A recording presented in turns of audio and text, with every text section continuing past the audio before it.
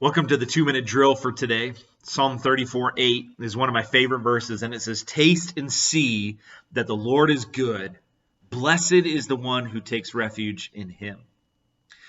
The definition of refuge, of what we've been talking about all week, is this condition of being safe from pursuit of trouble and danger, or something that is providing shelter. So when you look at the biblical definition of refuge, it seems to me that all of God's characteristics seem to blend together. His majesty, his love, his wrath, his justice, his mercy, his grace, his ability to be everywhere at all times, his ability to know all things, his ability to be all powerful. Or what about his sovereignty? What about his ability to adopt us into his family?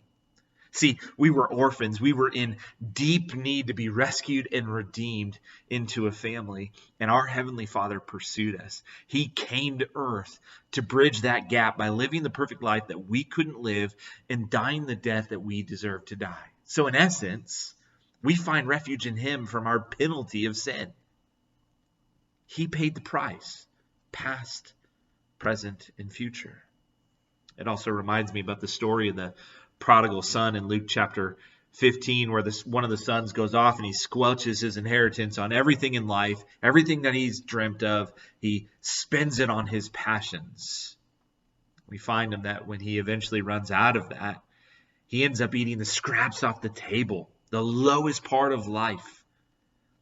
And he gets to the point that he decides that he says, I'm going to arise, I'm going to go to my father, and I'm going to say to him, Father, I have sinned against heaven and before you. I'm no longer worthy to be called your son.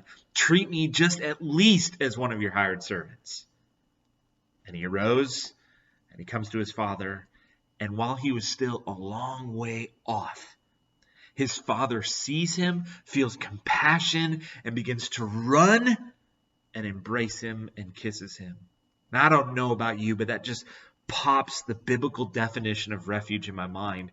That this son was in so much trouble that he knew that he could even go back to his father to find refuge. Even being at the bottom of the ladder, even knowing what he did to his father beforehand.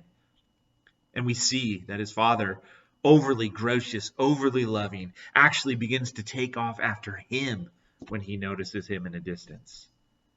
See, with everything going on right now, and listen, even after this, it shouldn't just be during this time. Even after this, my encouragement to you is that you would take refuge in him, into the Father's arms, not the things of this world. You will find no peace. You will find no security from anything outside of Christ. One of my favorite quotes by Spurgeon is where he says, the sovereignty of God is the sweet pillow that you can lay your head on at night. And that is a beautiful truth that not only is God in control over all, but he's also working everything out, the good and the bad, for your good and for his glory. May the sweet doctrine of God's sovereignty be medicine for your soul today that you can take in any season of your life. Thanks for your time. Have a great day.